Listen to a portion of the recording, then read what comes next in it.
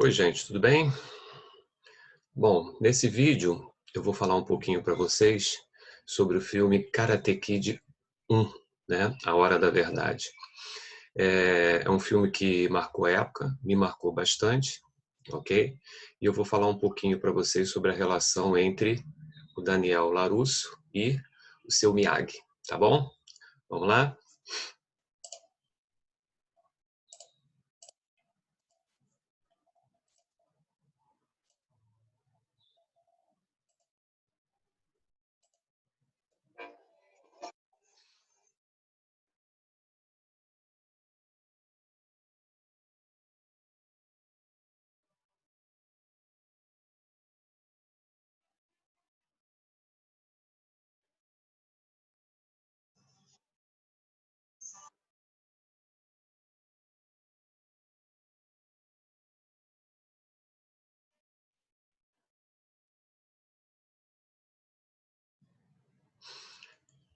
Bom,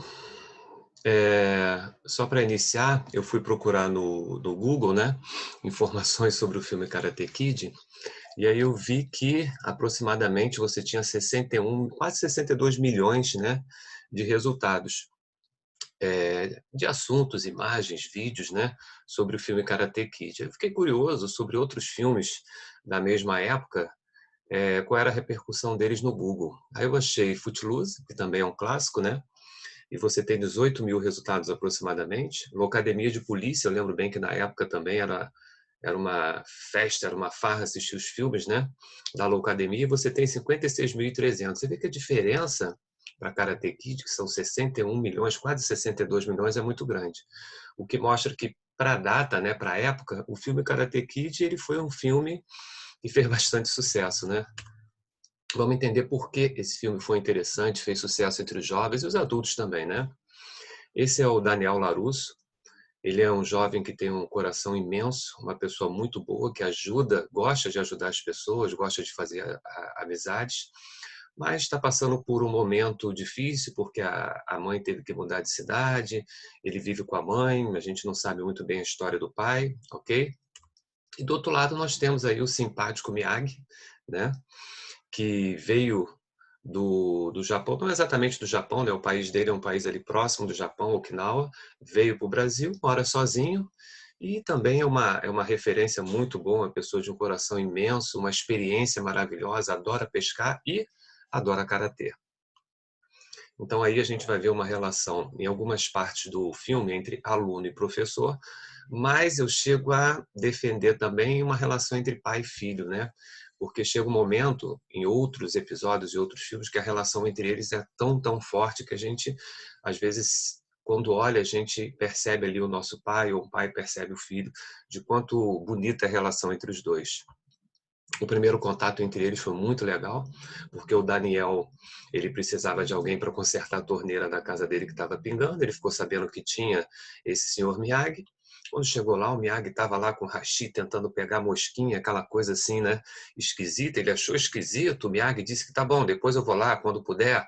Então foi uma coisa assim meio fria, mas o Daniel achou aquilo curioso, né? Daniel estava começando a ter problemas na escola, né? Ele estava vindo de outro lugar, estava começando uma escola nova. No primeiro encontro que ele teve, que ele foi convidado para uma festinha na praia, ele já criou problemas, não é isso? Ele não foi muito bem aceito pelo grupo, sofria bullying entre esses garotos, que eram os caras que mandavam na escola, né? Então, bullying é uma coisa que a gente percebe nesse filme. Ele se apaixona, né? Por uma menina também adorável, doce, simpática, bastante inteligente. E o Daniel, ele se mete em confusão logo no início do filme, umas duas ou três vezes. Tem um determinado dia que ele chega, né? Que ele cai de bicicleta, se machuca, os caras batem nele, ele chega com o olho roxo em casa e ele começa a treinar sozinho o karatê. Ele já gostava de karatê. Isso que ele está treinando, chega o Miyagi. Essa cena eu acho maravilhosa. Quando o Miyagi chega, percebe que ele está treinando karatê e aí vê que ele está com o olho machucado, quer dizer, a sensibilidade do olhar, né? Aquele olhar atento do amigo, do professor, que a relação entre eles ainda não era forte. Mas o Miyagi olha aquilo, o garoto treinando, o olho roxo, alguma coisa estranha. Olha essa foto aqui, esse print que eu fiz do Miyagi olhando o Daniel treinando. Eu acho muito bonita esse olhar do Miyagi olhando para ele, como a gente às vezes sente isso na sala de aula. Às vezes, num determinado dia, o aluno está no canto, de cabeça baixa, ou não está bem, e nós professores, precisamos ter essa percepção, ok? O Daniel, cansado de apanhar, procura ajuda. Vai numa academia tradicional da cidade, mas quando chega lá ele fica extremamente decepcionado por causa da postura do professor, muito agressiva, né, sem sensibilidade, mas porque os garotos que batem nele treinam nessa academia, né? A relação com a mãe não é das melhores, porque a mãe mudou de cidade, não consultou ele, a mãe está super bem no trabalho, está crescendo, mas não está percebendo que o filho está passando por problemas, né? Qualquer coincidência com a realidade, né?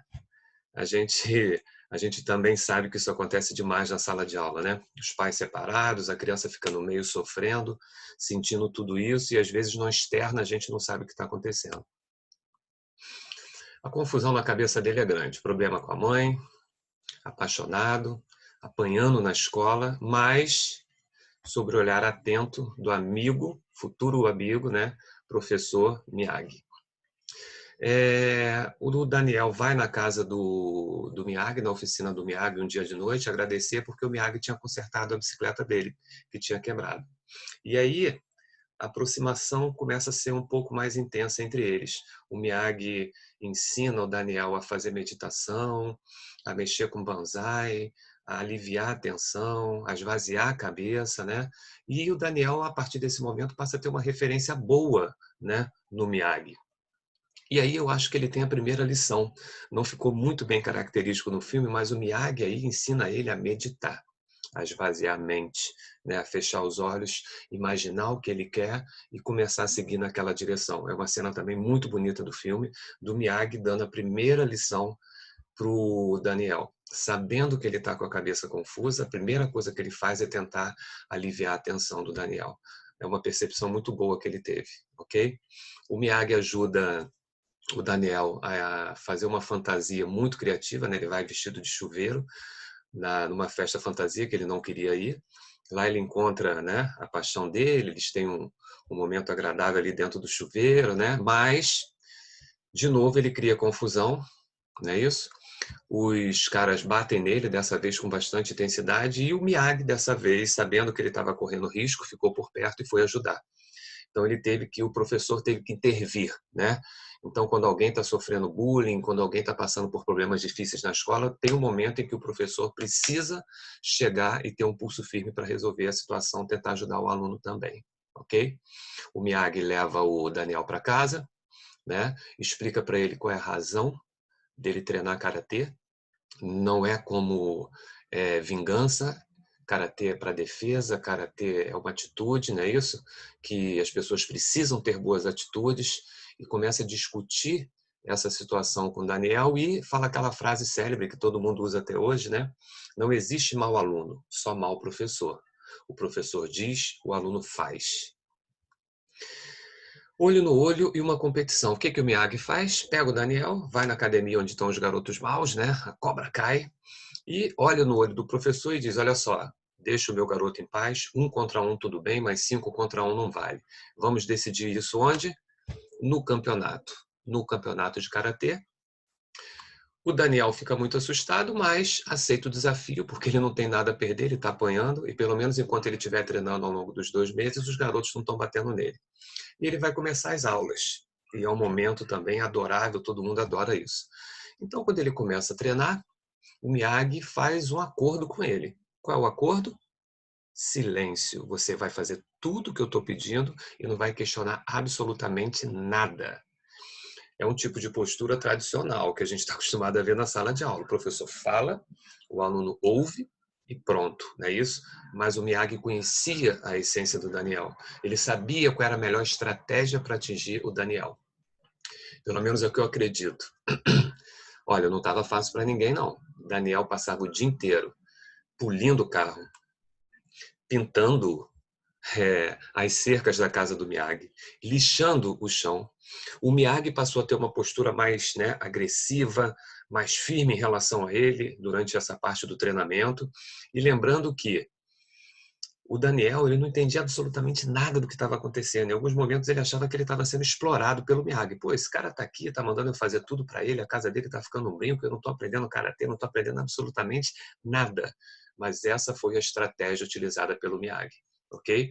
Um método de ensino totalmente tradicional, mas que ele tinha um objetivo por trás disso.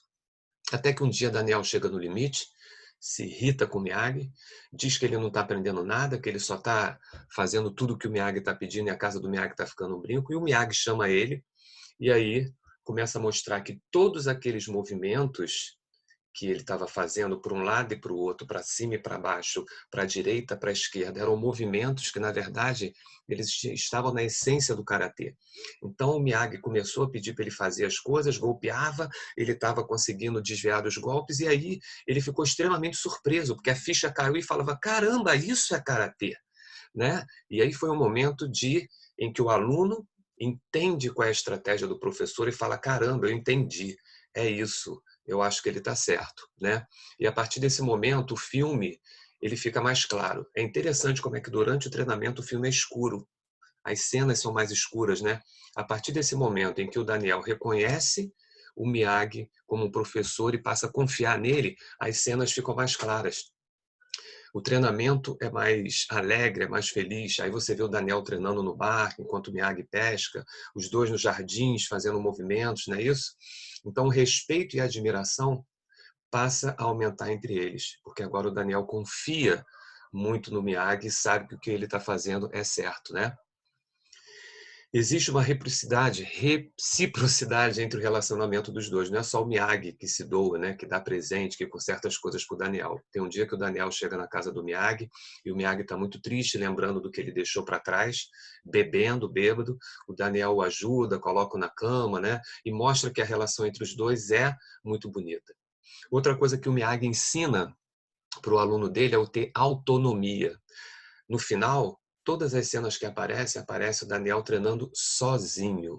Isso é muito importante, né? É você dar autonomia para o seu aluno. Você orienta, você dá uma direção, mas em algum momento ele precisa seguir sozinho. Ele tem que resolver as suas situações, problemas. E é muito legal ver o Daniel treinando sozinho, né? Olha aí, no barco sozinho, na praia treinando o golpe da garça, né? E segundo a orientação do Miyagi.